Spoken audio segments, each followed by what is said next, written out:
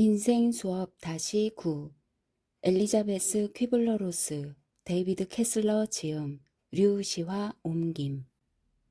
9. 용서와 치유의 시간.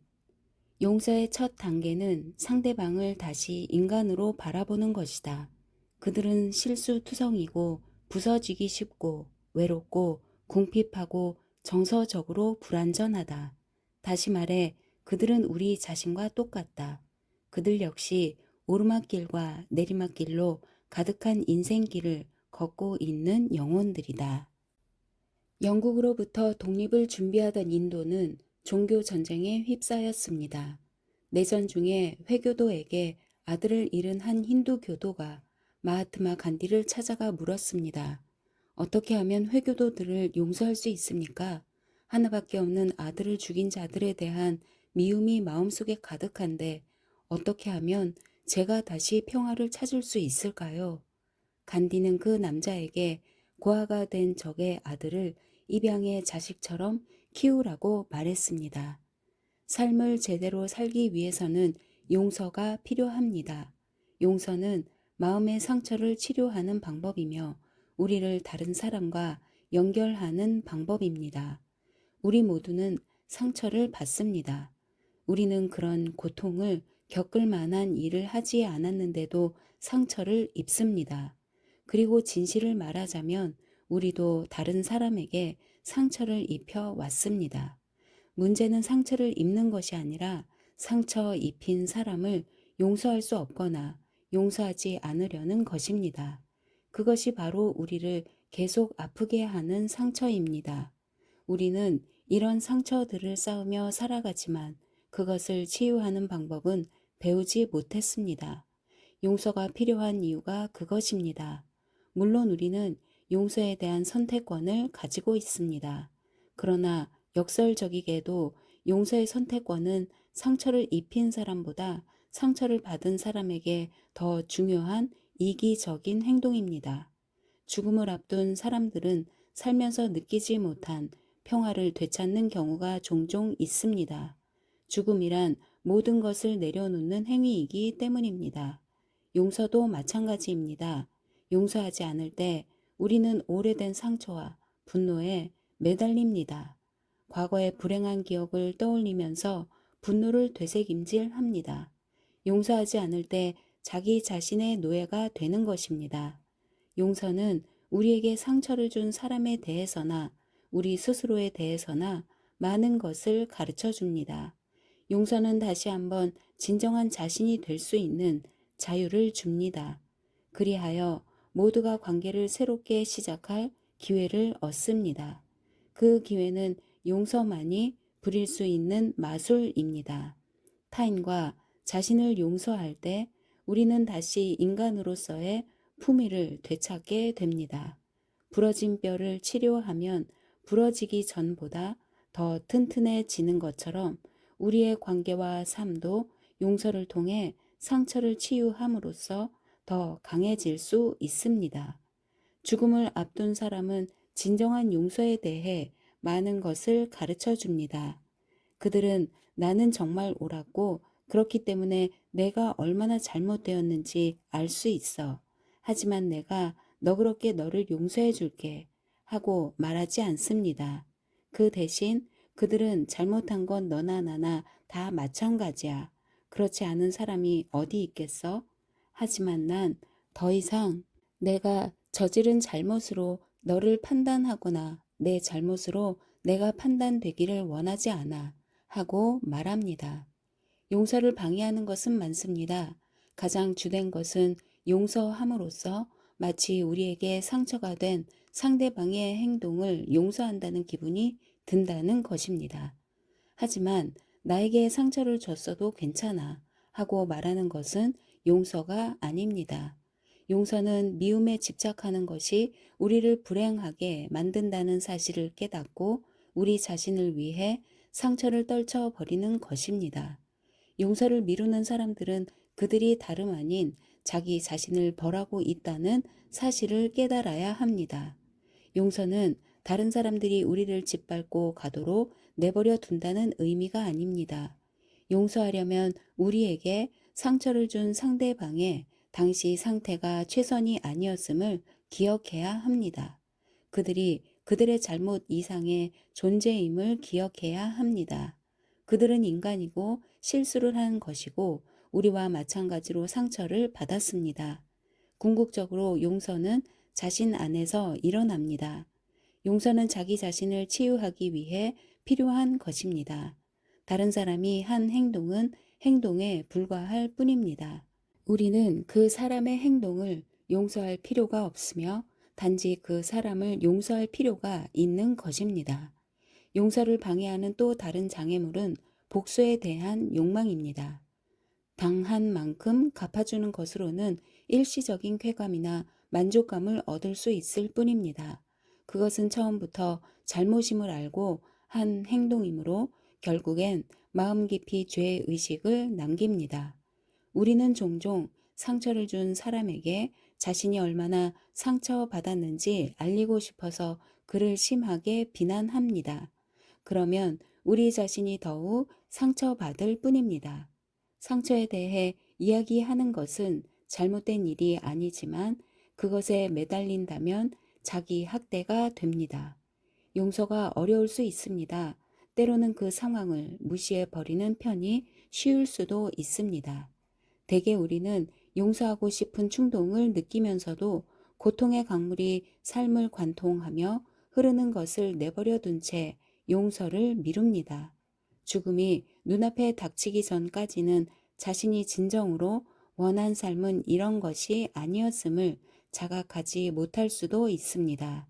또한 그 강을 맑게 할 수 있는 시간이 삶에는 충분하지 않다는 것도 느끼지 못할 수도 있습니다. 용서하지 않으면 그 자리에 발이 묶이게 됩니다. 우리는 이 오래된 장소에 익숙해져서 남을 용서하려고 할 때면 마치 위험을 무릅쓰고 미지의 땅을 찾아 나서는 것 같은 기분이 듭니다. 관계를 회복하기보다는 누군가를 비난하기가 더 쉬운 경우가 많습니다. 모든 초점이 상대방의 잘못에 맞춰져 있는 사람에게 자기 자신의 문제는 보이지 않습니다. 용서함으로써 우리는 살아갈 수 있는 힘을 되찾고 불쾌한 사건을 딛고 더 잘 될 수 있습니다. 상처 속에서 살아가는 것은 자신을 영원한 피해자로 만드는 일입니다. 용서는 상처를 초월하게 합니다. 우리는 어떤 사람이나 어떤 일 때문에 영원히 상처받은 상태로 있어서는 안 됩니다. 용서하는 법을 간단히 몇 단계로 정리해서 말한다는 것은 마치 세상을 구원하는 방법에 대해 말하는 것과 같습니다.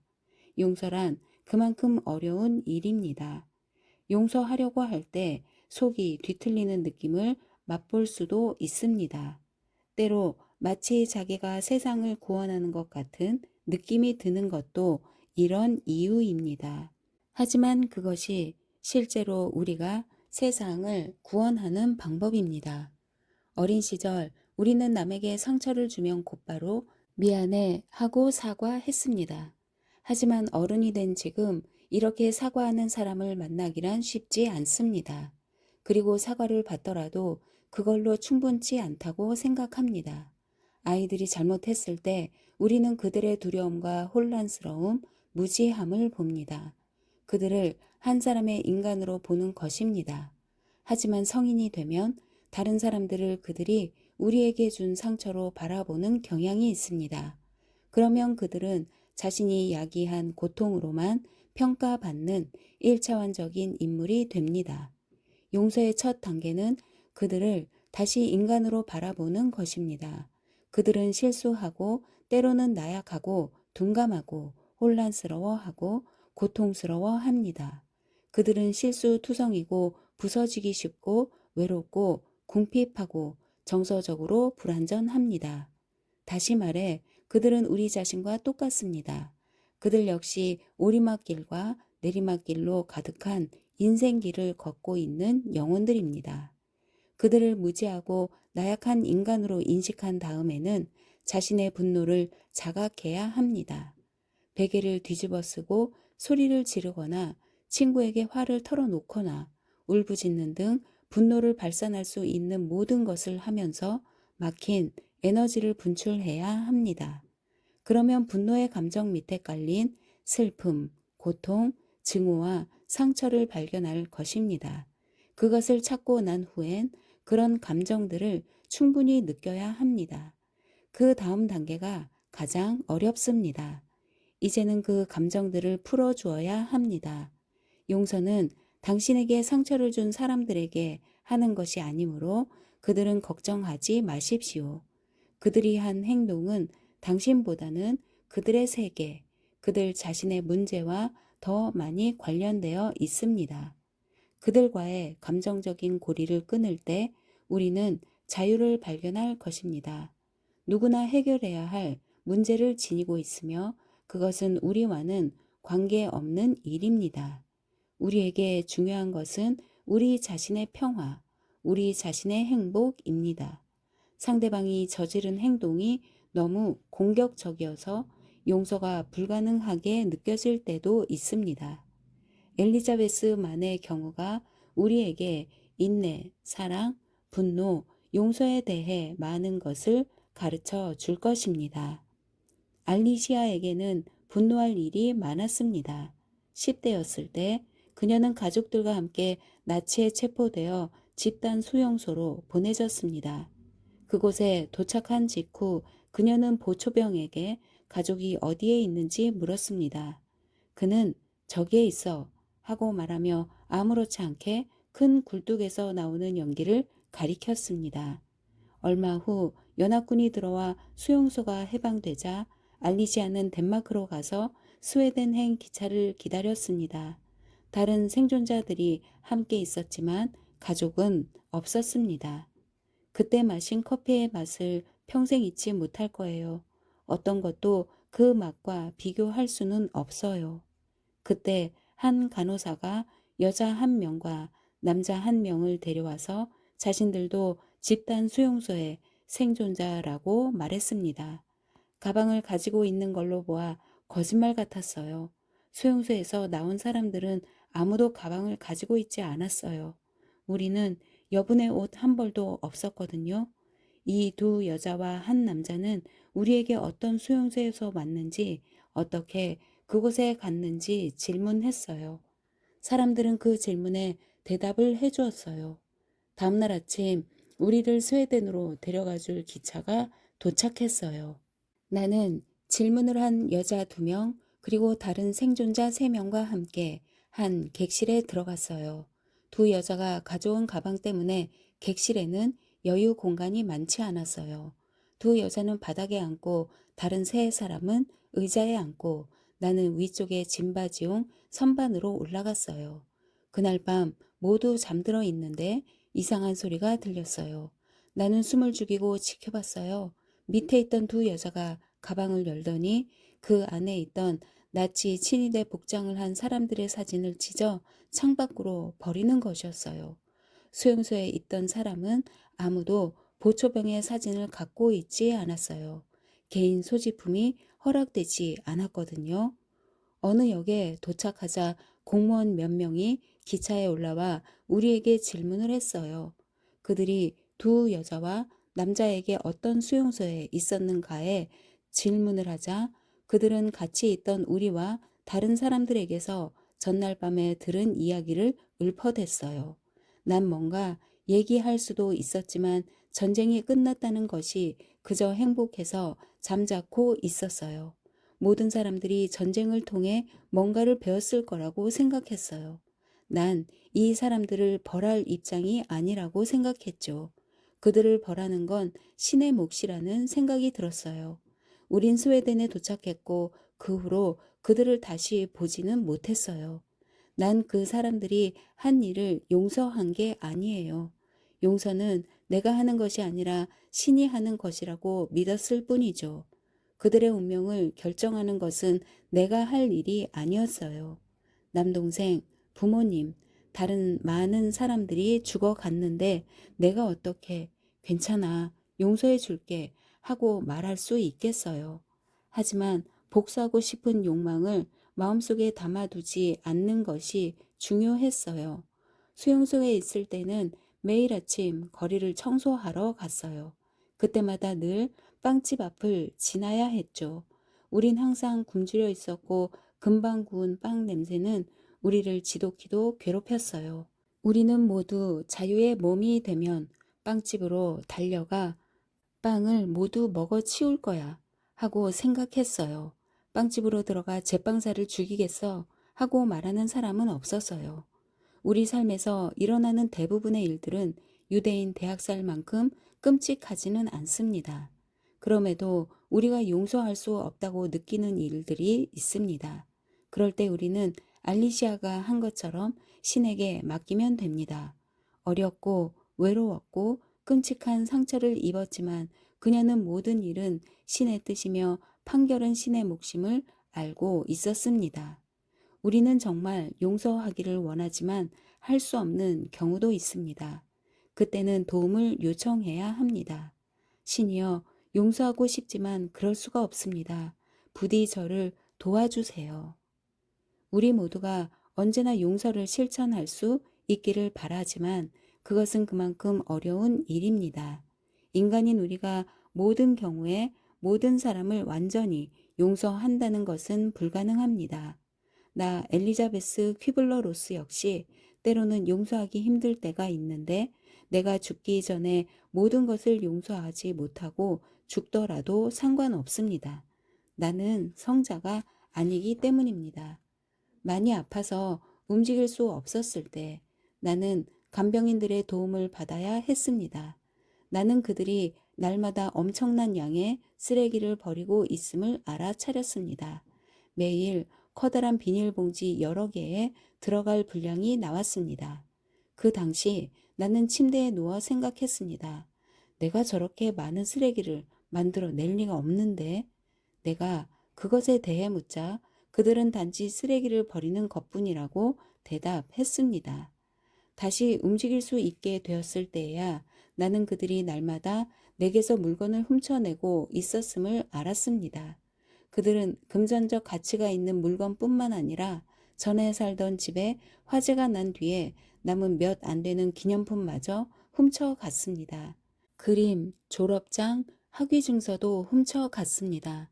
다행히 나는 심장이 튼튼했기 때문에 심장마비를 일으키지는 않았습니다. 그들을 용서해야 하지만 그러고 싶지 않습니다. 아직은 아닙니다. 나는 용서하려는 노력조차 하지 않습니다. 분명 나는 아직 준비가 되어 있지 않습니다. 우리가 가장 많이 용서해야 하는 사람은 자기 자신입니다.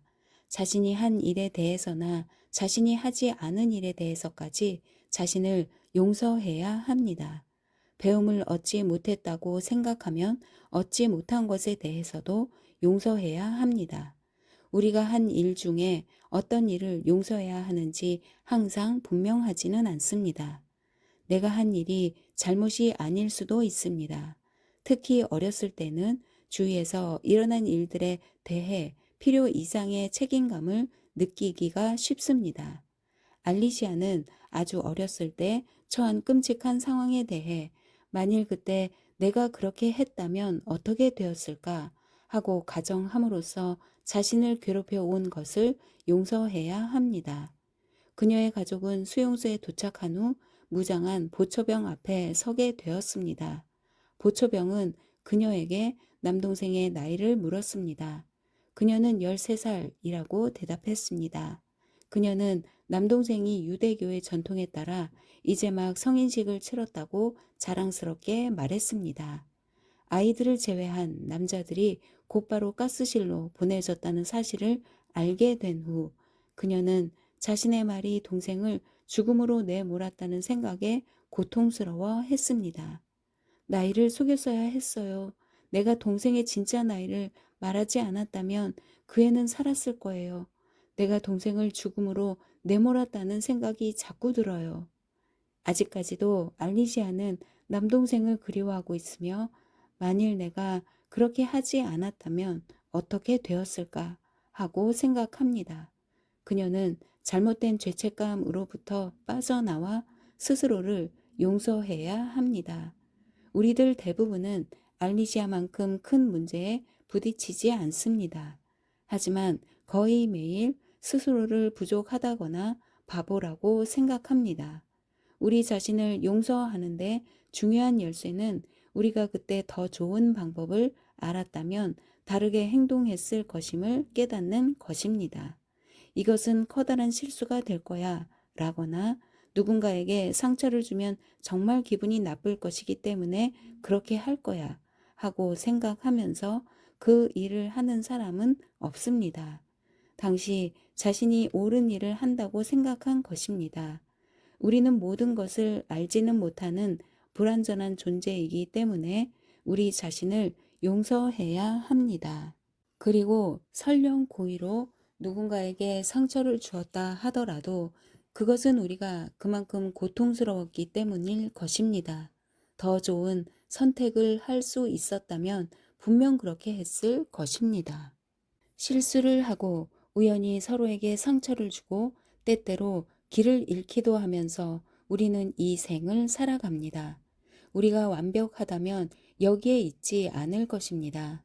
그리고 우리 자신을 용서하는 법을 배울 수 있는 유일한 길은 실수를 하는 것입니다. 인간이기 때문에 그런 실수를 저지른 것입니다. 만일 자신이 한 일이 용서할 수 없을 만큼 끔찍하다면 신에게 처분을 맡길 수 있습니다. 신이여, 전 아직 저 자신을 용서할 수 없습니다. 저를 용서하시고 제가 스스로를 용서할 수 있도록 도와주세요. 용서는 일생에 한두 번 일어나는 일이 아니라 평생 계속되어야 하는 일입니다.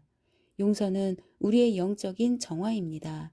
용서는 우리를 평화롭게 하고 사랑과 접촉하도록 도와줍니다.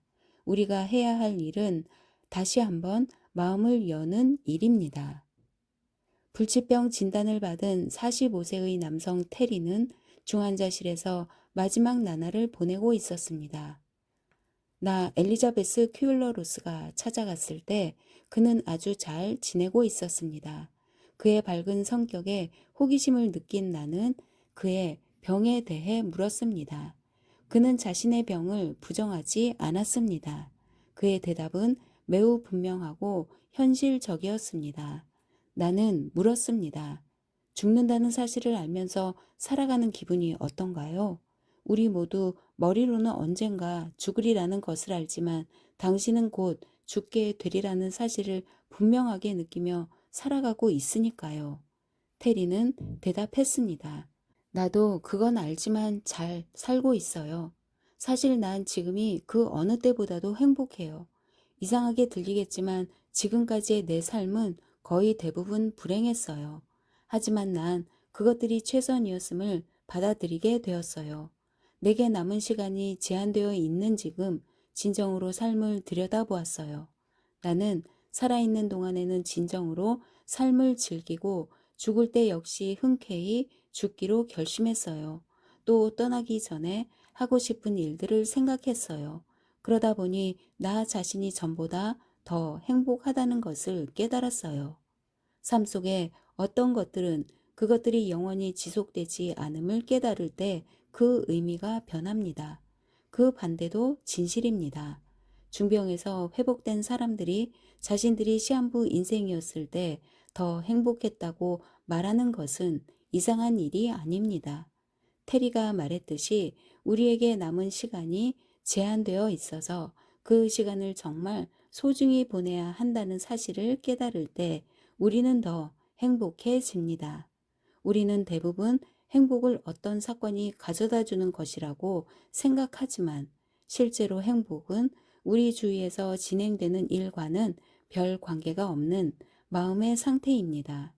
많은 사람들이 어떤 것을 얻거나 어떤 일을 하게 되면 완벽하게 행복해질 거라고 확신하지만 실제로 그런 일이 일어나도 변하는 것은 없습니다. 행복이 복권에 당첨되고 아름다운 몸매를 갖고 주름을 제거하는 데서 얻어지는 것이 아님을 우리는 많이 봐왔습니다. 그 모든 것들은 일시적으로 기분을 좋게 해 주겠지만 그런 기분은 금방 사라지고 곧 전과 같이 행복하거나 불행해 할 것입니다. 다행스러운 일은 우리가 행복해지기 위해 필요한 모든 것을 갖고 있다는 것입니다. 그리고 불행스러운 일은 우리는 그것들을 어떻게 이용하는지 모르는 경우가 많다는 것입니다. 우리의 마음, 정신, 영혼은 행복을 느낄 수 있도록 처음부터 프로그램 되어 있고 모든 선이 연결되어 있습니다. 누구나 행복을 발견할 수 있습니다. 우리가 해야 할 일은 올바른 장소에서 그것을 찾는 것입니다. 행복이 우리의 자연스러운 상태인 반면에 인간은 불행을 더 편안하게 느끼도록 훈련되었습니다. 이상하게도 우리는 행복에 익숙하지 않습니다. 때로 행복은 부자연스러울 뿐만 아니라 과분한 것이라고 생각되기도 합니다. 우리가 종종 누군가에 대해 또는 어떤 상황에 대해 최악의 경우를 생각하는 이유가 거기에 있습니다. 먼저 행복을 찾는 것이 우리 삶의 목적이라고 믿는 일로부터 시작해야 합니다. 많은 사람들이 그런 접근을 자기 중심적이고 이기적이라고 여기면서 뒷걸음질 칩니다. 우리는 왜 삶의 목적이 행복해지는 것에 있다는 믿음에 저항할까요? 우리는 행복해지는 것에 죄의식을 느끼며 많은 사람들이 우리보다 더 불행한데 어떻게 우리가 행복해질 수 있는지 의문을 갖습니다. 또는 누군가가 퉁명스럽게 말한 것처럼 내가 왜 행복해져야 하지? 하고 생각할지도 모릅니다. 그 이유는 당신은 이 우주의 소중한 자식이기 때문입니다. 당신은 주위의 모든 경이로운 일들을 경험하기 위해 태어났습니다.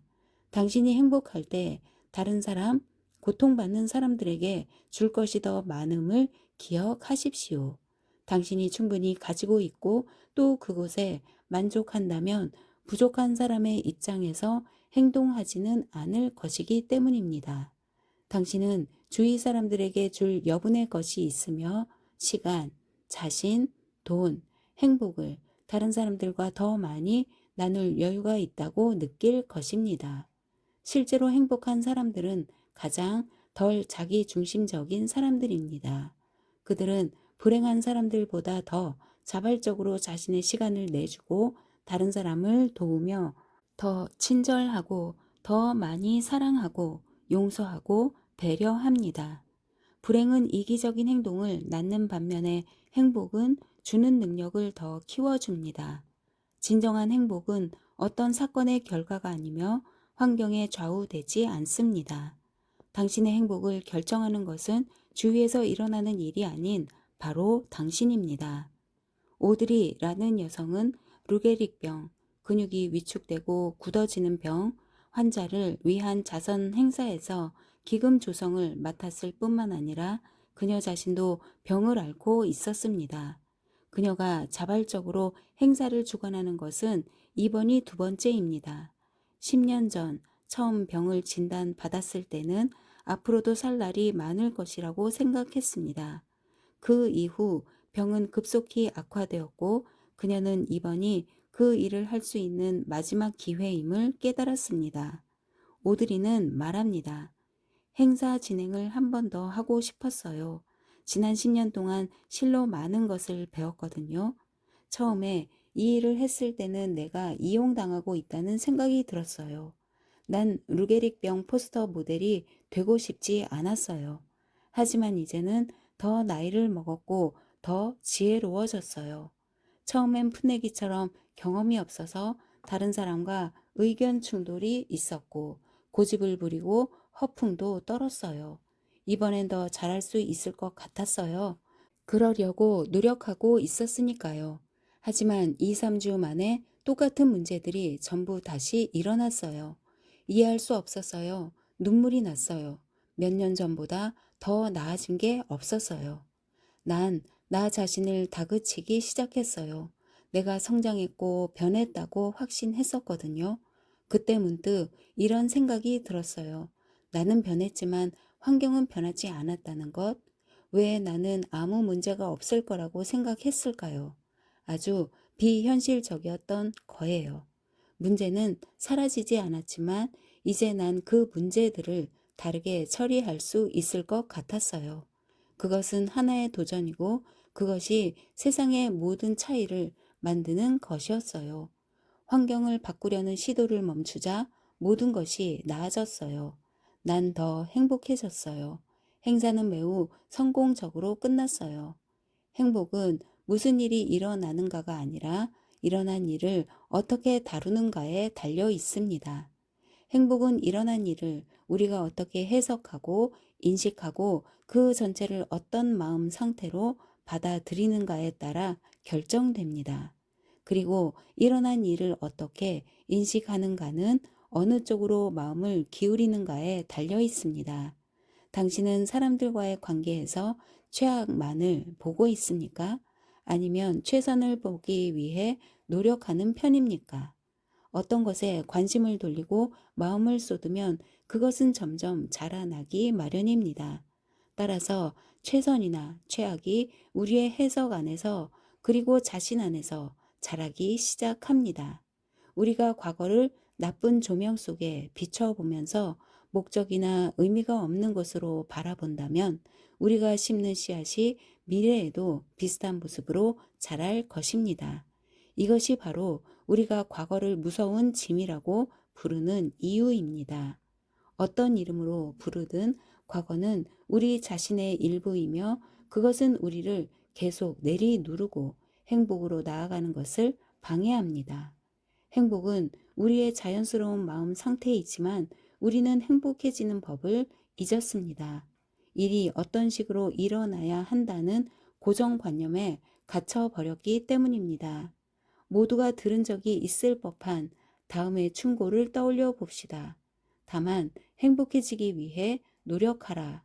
그 노력이 오히려 행복을 느끼는 것을 방해합니다. 우리는 행복해지기 위해 어떤 테크닉을 배우거나 행복 창조 이벤트 행사에 참가할 필요가 없습니다. 행복은 행복한 순간을 경험하는 데서 옵니다.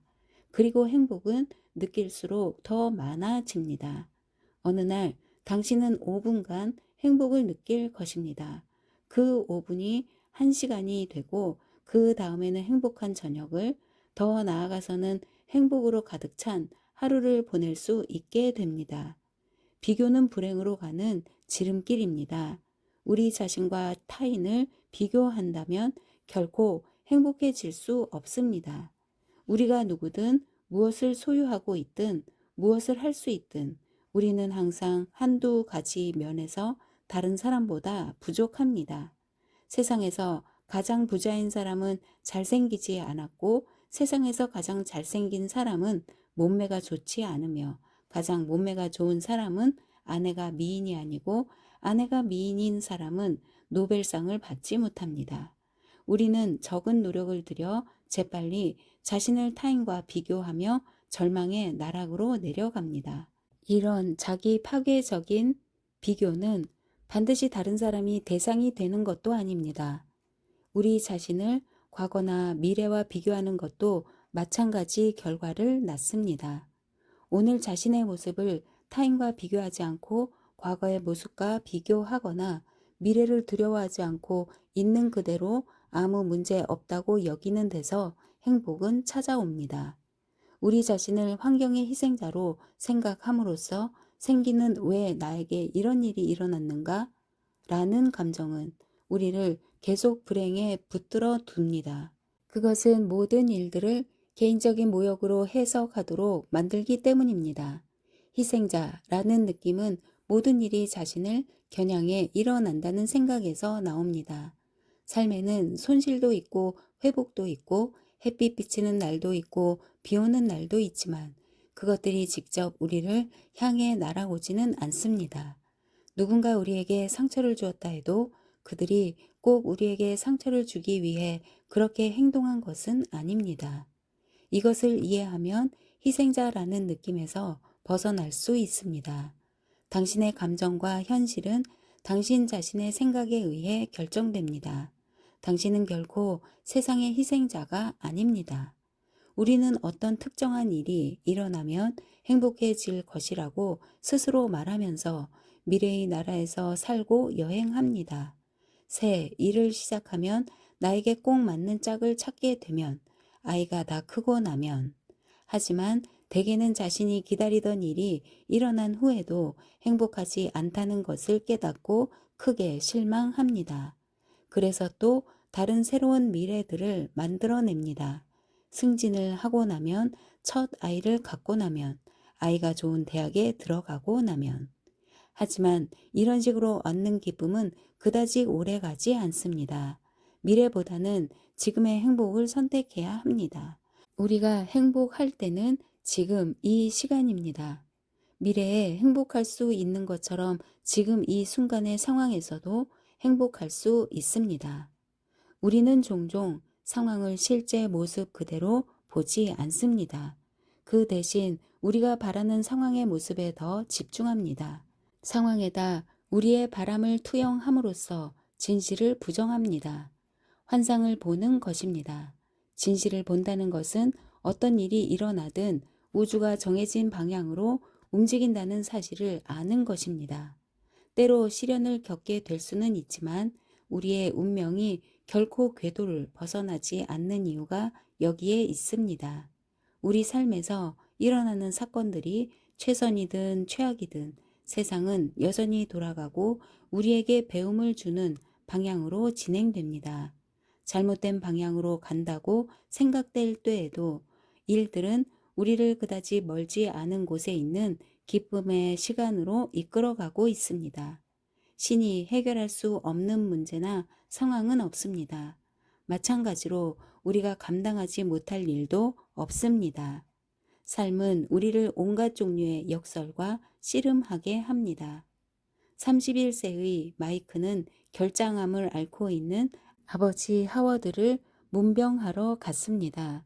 병이 심해지자 의사들도 어떻게 될지 확신하지 못했습니다.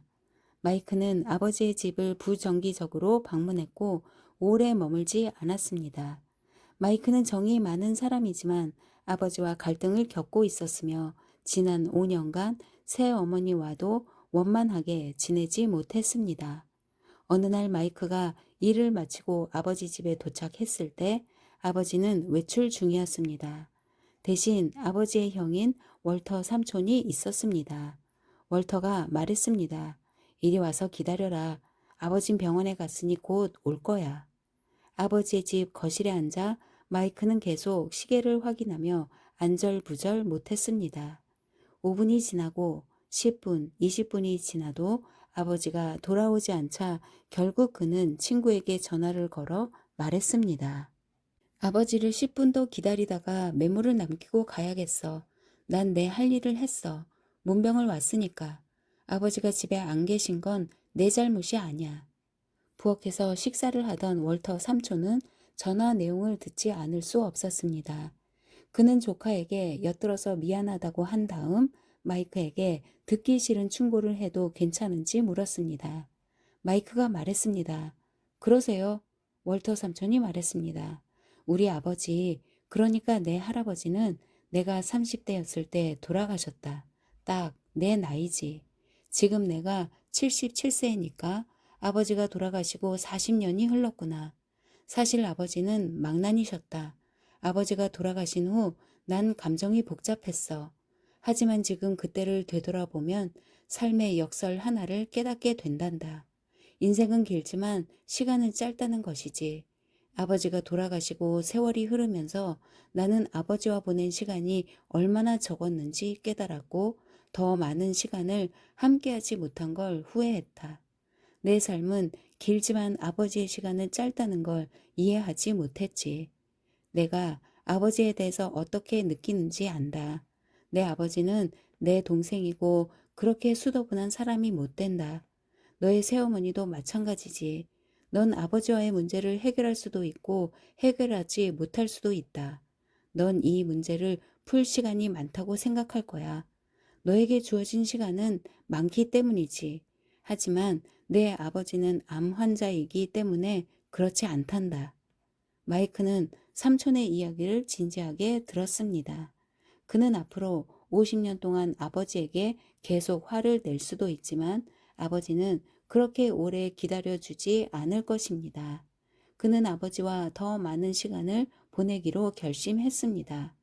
꼭 그 문제를 해결하고 싶어서가 아니라 그 시간들을 충분히 활용하고 싶었기 때문입니다. 문제가 해결되거나 삶의 힘든 시간들을 겪고 나면 행복해지리라고 우리는 생각합니다.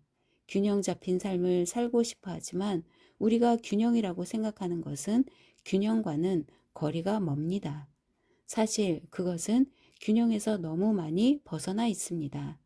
나쁜 것이 없다면 좋은 것도 없고 어둠 없는 빛, 밤 없는 낮, 석양 없는 새벽, 불완전 없는 완전함도 존재하지 않습니다. 우리는 이런 반대되는 것들, 이 모순들, 이 역설들 속에서 살고 있습니다. 우리는 모순 덩어리입니다. 항상 더 많은 것을 얻으려 하면서도 현재의 우리 모습을 받아들이고 사랑하기 위해 노력합니다. 인간으로 경험하는 것들을 받아들이려고 노력하면서도 우리 자신이 또한 영적인 존재라는 사실을 압니다. 우리는 고통받지만 고통을 넘어 일어설 수 있습니다. 상실을 경험하지만 더불어 영원한 사랑을 느낍니다. 삶을 당연한 것으로 받아들이지만 삶이 영원하지 않음을 압니다. 부족함과 풍요, 적고 많음, 크고 작음의 모순으로 가득한 세상에 우리는 살고 있습니다. 삶에 이런 반대되는 것들을 인식한다면 더 행복해질 것입니다. 우주의 모든 것은 균형을 이루고 있지만 우리에게는 그렇게 보이지 않을 수도 있습니다. 이 균형을 이해하려면 삶이 승진, 결혼, 퇴직, 치료 등의 큰 사건으로만 이루어져 있지 않다는 것을 이해해야 합니다. 그 큰 사건들 사이사이에서도 삶은 일어납니다. 우리가 배워야 할 많은 것이 삶의 작은 순간들 속에 있습니다.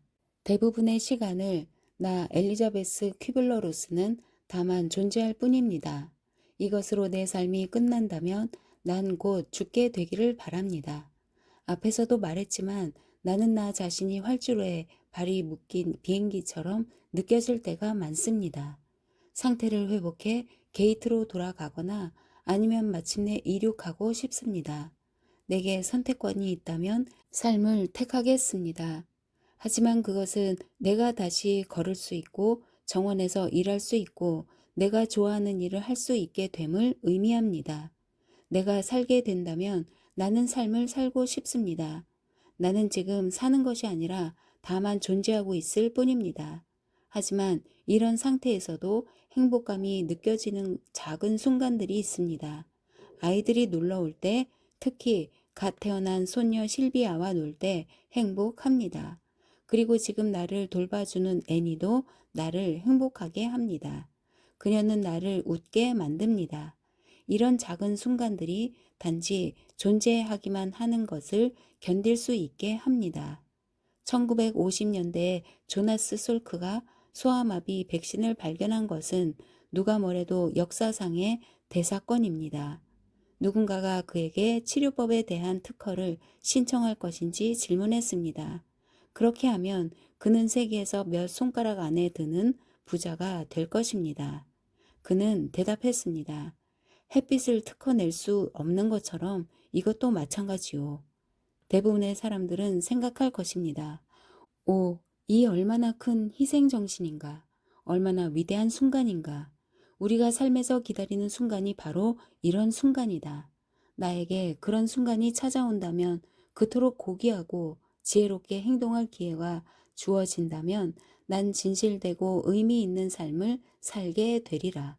힘있고 행복한 삶을 살게 되리라. 우리는 진정한 삶을 살기 위해 그런 중요한 순간들을 기다리는 경향이 있습니다.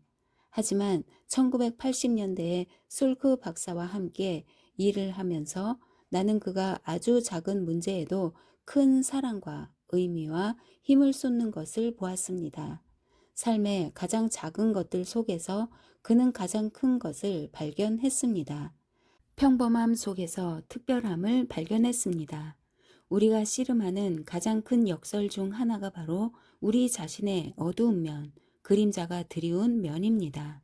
우리는 그것들을 없애기 위해 노력하지만 우리의 어두운 면을 내쫓아 버릴 수 있다는 믿음은 비현실적이고 실현 불가능한 생각입니다. 오히려 우리 자신에 반대되는 힘들 사이에서 균형을 찾아야 합니다. 균형을 찾는 일은 힘들지만 그것이 삶의 일부입니다. 이것을 낮이 지나면 밤이 오는 것처럼 자연스러운 경험으로 바라볼 수 있다면 밤이 결코 오지 않을 것처럼 가장하는 것보다 더 큰 평화를 발견할 것입니다. 삶에는 폭풍우가 있습니다. 폭풍우는 항상 지나갑니다. 밤에게 자리를 내주지 않는 낮은 없고 영원히 지속되는 폭풍우는 없듯이 우리는 삶이라는 추 위에서 앞뒤로 오가며 좋고 나쁨, 낮과 밤, 음과 양을 경험합니다. 우리는 종종 우리 자신이 배워야 하는 것을 스스로에게 가르칩니다. 인간은 이런 역설들과 수많은 밀고 당김 속에서 살아갑니다. 우리의 행복이 외부 환경에 달려있지 않다는 것도 맞는 말이지만 우리는 그 진실과 그 현실 세계 사이에서 균형을 잡아야 합니다. 사실 우리는 우리 주위에서 일어나는 일에 많은 영향을 받습니다. 비극을 겪고 있는 사람에게 다가가 이 비극적인 일이 당신에게 어떤 영향도 미쳐서는 안 된다 라고 말하는 것은 비현실적인 일입니다. 그랬다가는 분명 두들겨 맞거나 심한 대가를 치를 것입니다. 하지만 최악의 상황에서 최선을 발견하기도 합니다. 비극은 극복할 수 있고 행복을 찾아 나아갈 수 있습니다. 햇빛은 어둠을 뚫고 비쳐듭니다. 그리고 죽음의 한가운데에서 우리는 때로 삶을 발견합니다. 행복을 발견해 가는 중에도 우리는 어떤 것들을 배워야 합니다. 또 어떤 배움은 가능하면 잊어버려야 합니다. 세상이 우리에게 가르쳐 준 것과는 정반대되는 각도에서 생각하도록 우리의 마음을 훈련하지 않으면 안 됩니다. 부정적으로 생각하도록 배운 것을 잊어야 합니다. 배운 것을 잊는 것은 연습을 해야 합니다. 어느 맑고 화창한 날에 자연 속을 거닐면서 행복해지는 연습을 하라는 뜻이 아닙니다. 매 순간 행복해지는 연습을 하라는 것입니다. 특히 상황이 전혀 개선될 여지가 없는 것처럼 보일 때에도 다음번에 누군가가 당신을 화나게 할 때에도 행복해지는 연습을 하라는 것입니다. 이 순간과 함께하고 그것이 말하고자 하는 것을 듣고 그 속에 가치 있는 정보가 담겨 있는지 살펴보아야 합니다. 하지만 그것이 당신의 마음 상태를 방해하지는 못하게 해야 합니다. 당신이 하는 행동 중에서 어떤 것이 당신에게 행복을 가져다 주고 어떤 것이 절망을 배달하는지 스스로에게 물어보십시오. 내적으로도 외적으로도 변화를 시도하는 것입니다. 시기하는 감정이 행복을 가져다 주는가? 누군가에게 소리를 지르거나 약점을 잡아 공격하고 나면 오랫동안 기분이 좋은가? 감사할 때 어떤 기분이 드는가? 누군가에게 친절을 베풀고 나면 행복을 느끼는가? 교통체증에 걸리면 욕설을 퍼붓기보다 주위를 둘러보고 모두 같은 상황에 놓여 있다는 걸 이해한다면, 다른 사람들은 어떻게 느끼는지 생각해 본다면, 타인에게 친절해지는 연습을 한다면, 그리고 익명으로 친절을 베풀고 아무에게도 말하지 않고 누군가를 보살피거나 도와준다면, 이집트 여행 중에 나 데이비드 캐슬러는 치료의 장소로 쓰이던 고대의 어느 사원 앞에 앉아 있었습니다. 만나기로 약속한 친구가 도착하려면 1시간이나 남았다고 생각하자 약간 따분했습니다. 마땅히 갈 데도 없어서 사원 앞에 앉아 드나드는 사람들을 구경하고 있었습니다. 사원의 역사와 그곳이 지닌 치유의 힘에 대한 설명이 적힌 표지판을 읽는 사람들을 지켜보면서 나는 그들의 얼굴을 하나씩 관찰했습니다. 이 사람들이 사원 안에서 어떤 것을 치유해달라고 빌지 궁금했습니다. 그러다가 나는 생각했습니다. 이렇게 기다리는 시간을 아까워하기보다는 이곳에 들어가는 사람들 각각을 위해 기도해주면 어떨까? 그래서 나는 이 사람들의 소원을 추측하면서 기도를 했습니다. 그들이 자기 존재의 온전함, 타고난 아름다움과 독특함, 사랑과 지혜를 기억하도록 기도했습니다. 그들이 과거를 치유하고 미래를 희망과 함께 새롭게 시작할 수 있기를 기도했습니다. 그러면서 나는 나 자신도 똑같은 것을 원하고 있음을 깨달았습니다. 그대로 잠이 든 나를 친구가 흔들어 깨웠습니다. 시간은 마술처럼 흘러갔고 내가 느끼는 행복감과 기쁨의 나 자신도 놀랐습니다. 우리는 모두 다른 방식으로 다른 배움을 통해 행복을 발견합니다. 삶의 해답들은 대개 단순합니다. 80대 중반의 패트리샤라는 친절한 여성이 그것을 가장 잘 말해 줍니다. 그녀는 삶에 만족하는 듯 보였고 그녀의 삶은 행복 그 자체였습니다. 어느 날 누군가 그녀에게 물었습니다. 당신은 겉으로 보이는 것만큼 행복합니까? 그녀는 웃으며 대답했습니다. 난 멋진 삶을 살았어요. 그것이 나를 행복하게 해요. 여러 해 전 난 삶에서 나 자신을 오랫도록 즐겁게 할 수 있는 일들을 선택하는 법을 배웠어요. 간단한 것 같지만 그것이 인생이에요. 너무 많은 상황들이 얼굴을 내밀죠. 전에 한번 경험한 적이 있는 일이라면 좋든 나쁘든 그것에 대해 어떻게 느꼈는지 기억할 수 있을 거예요. 나는 좋은 쪽을 선택하는 법을 배웠어요. 전에 경험하지 못한 일이라면 그것을 선택한 뒤에 어떻게 느낄지 상상하는 거예요. 내가 오랫동안 불행한 이유는 내 기분을 좋지 않게 만들 일들을 선택했기 때문이에요. 마침내 난 삶에 대해 좋은 느낌을 갖게 만드는 것을 선택하는 법을 배웠어요. 자기 자신에 대해 좋은 느낌을 갖게 하는 것, 다른 사람에게 좋은 느낌을 갖게 하는 것, 스스로 자랑스럽게 여기고 오래 지속될 수 있는 것을 선택하는 겁니다. 그러면 당신은 사랑과 삶과 행복을 선택하게 될 거예요. 그만큼 간단한 거예요.